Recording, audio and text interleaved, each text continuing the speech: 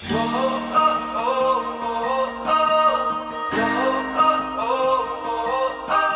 everyone and welcome to another Inkling of CN&CO. Today we have someone very special. She is an influencer, she's stylish, she's beautiful, and we are so lucky to work with her from the CN&CO side because she is part of the Easy brand team. Please welcome Bonolo! Pew, pew, pew. Hi Rickers, thank you so much for having me. I'm so excited. I'm ready. I'm here. I have my tea going, so I'm ready to have this chat. First of all, please tell us a little bit about yourself. As you know, my name is Bonolo Modise, and I grew up in Soweto. Like, Soweto's home, hey, like in all parts of Soweto, that's where I'm from. I am the firstborn I'm the first granddaughter actually from both sides of my family. I don't know if you know this meme that says, I think Kim Kardashian is like, I basically carried this family. Without this family, nothing would have existed. That's how I feel most of the times. I used to call myself a dabbler because, I would dabble into this and into that because I enjoy so many different things. But my first love is design, jewelry design. As you can see, I'm in my workstation right now. I taught myself how to make jewelry about 10 years ago. And yeah, I've since loved making jewelry. I think I also love fashion. I also love fashion because my grandmother she's a retired fashion designer and pattern and gradient maker. So I grew up a lot around like design and sketches and textures and colors and all of those things. I was raised by people that loved reading. My mom, my aunt, my grandfather. After high school, I got enrolled into Wits University. That's where I studied English literature, media studies, because my aunt was also a journalist for many, many years. She left the whole media space, and she got a completely new degree at the age of 40. She is studying social work. So after working for many publications, she was like, I'm okay with media. I want to retire being a social worker and helping people. Another thing about me, another part of my dabbler-ness is the love for language. So I love exposing myself to different languages.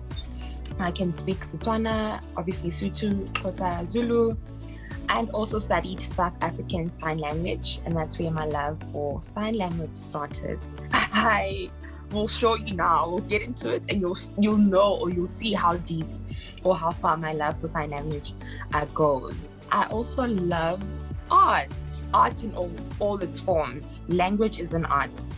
Fashion is an art. Wearable art. I feel like jewelry design is an art. Jewelry is design is art. I feel like hair is art. I'm interested in a lot of things. Health is one of them. I think in 2017, I had like some weird things happening to me, and I got like tested for an autoimmune disease, but like they weren't really sure if it is lupus, but I was showing so many signs that like relate to like having lupus. And I'll go through seasons where it flares up and then I'm okay then 1 minute. And that basically got me interested into health and fitness and nutrition. So I started, taking care of my body more. I started watching what I eat, exercising, and that's how my love for health and fitness started. I love a lot of things. I love people. Oh, I forgot to talk about my dog, my first love. After my dad, of course. Yeah, so that's just basically me, loving everything, loving life. Amazing. There's so much that I just learned from you that I haven't known over the couple of years that I have actually known you. So that's so cool. Oh my gosh. And then the reason why we're here today, I didn't even know that you have tattoos, but here we are. So tattoos was always this thing, especially growing up in an Afrikaans family. It was like, if you see the person with the tattoos, he means trouble. He either is doing drugs, he's drinking too much, or he might just be the devil, so stay away. So times have changed and people are getting more used to it. And I, of course, love tattoos, but don't have one because I'm so scared of needles. And the fact to think that a tiny needle is gonna go in and out of my skin like millions of times are just freaking me out. So how did your love for tattoos become, or was it always there? And did you always know that you were going to have tattoos one day? I believe like I was actually having a conversation with myself. I'm like, maybe I have like an alter ego, right? So I have this very Victorian side, this ladiness to me where I want to, be prim and proper, because I was like, I went to a Catholic school. I'm from a Catholic family. So everyone is like prim and proper. Like there's this artistic alter ego to me where I've just envisioned myself with like tattoos and like long dreadlocks and like piercings and like all those cool stuff. So when I discovered that I can actually paint and draw, right? I used to just, when I would sketch, I used to be so obsessed with like sketching like lines and just like cool stuff. Like, and I was like, how cool would that be if I had like that sort of art on my body? Like that would be so cool. But also, I'm from a Catholic family and my grandmother is like so strict, like she'd probably die. But I was like, let me test the waters with a piercing. Then in 2015, when I started varsity in my first year, I got a piercing, an extra piercing in my ear, and I was like, let's see how that goes. And everyone was like, oh, okay, cool. This is nice. This is cool. And then I was like, now the gates are open. Let me level up. And then I had my first tattoo. I've always been like a peacemaker. I don't like altercations. I don't like confrontations. I've always been a no, yes, no, yes. I've never gotten into like a hectic fight with anyone. In my exploration of like different symbols, how do you represent peace in a symbol aside from this peace sign that we all know? I came across something that they call a sigil of inner peace. So a sigil apparently is believed to have like more deeper meaning. So it's actually deeper than just a symbol. So it's on my ankle. I'm gonna try and show you. Sigil of inner peace on my foot. That's stunning. So that's the first tattoo I got. And how many do you have currently? I mean, I know that's the first one now, and I see there's one on your arm up here. There's one on there. I've got one down my neck, and I've got one on my arm. Are you still wanting to get more in the future as well? Absolutely. I think I'm just checking if my mom is not listening. Jokes. She's actually one person that supported me with my tattoo journey. The person that I was worried about is my grandmother. Thank God I don't live with her. I mean, I love her to bits, but I don't live with her because she'd always remind me about how I'm not going into heaven because of my tattoo. Oh my goodness. Yeah, you don't want that today. Definitely not. And then the second one that I got is the one that you see over here. So people think it's a key, and it's actually not. And it makes me upset when people say, who's got the lock? And I'm like, so what is it? Let's break it down.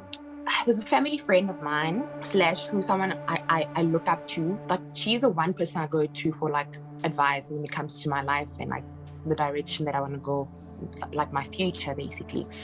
And she introduced me to a sport, the racing, the yacht racing sports. So I studied strategic brand communications, and so I used to help her a lot to do like brand work for this yacht group. I don't know if you remember that sport, Cape to Rio, where they're like yachts racing from Cape Town to Rio. Yes. So I was so fortunate to be a part of that team in terms of marketing and like brand activations around that. So I learned a lot of like symbols that go into like yachts and racing and ships and boating and whatever, the whole water sport.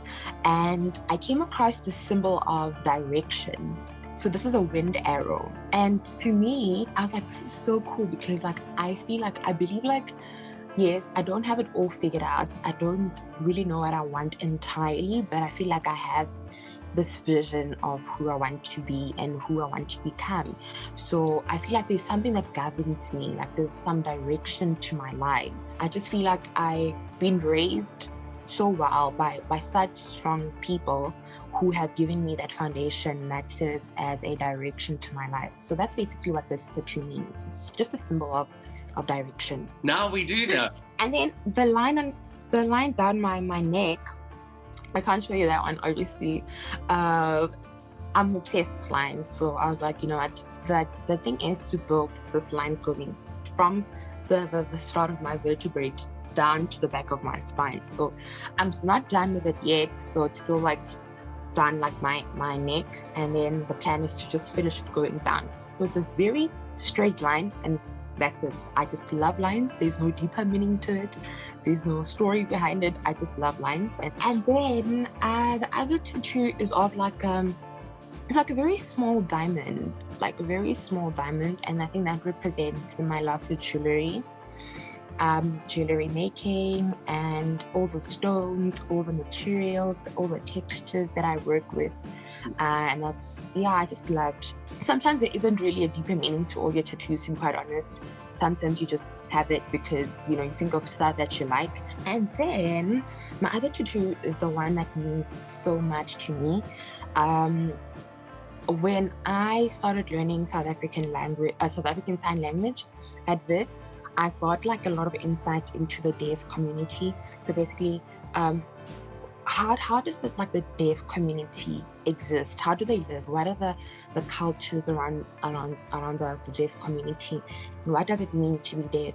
And you know, in those 2 years learning South African Sign Language, I got to immerse myself in that culture, in the deaf culture, and in the deaf community, learning how they live. So basically, in the deaf community or in sign language, you can't always spell your name. You can't say Rikus, you know.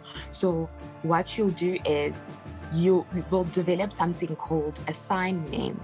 So basically, a sign name, you get your sign name by looking at a prominent feature on your face. So for example, I'll take you, for example. You've got like a dimple, right? And so a dimple in sign language will just go either this or this. So that also means sweet, by the way.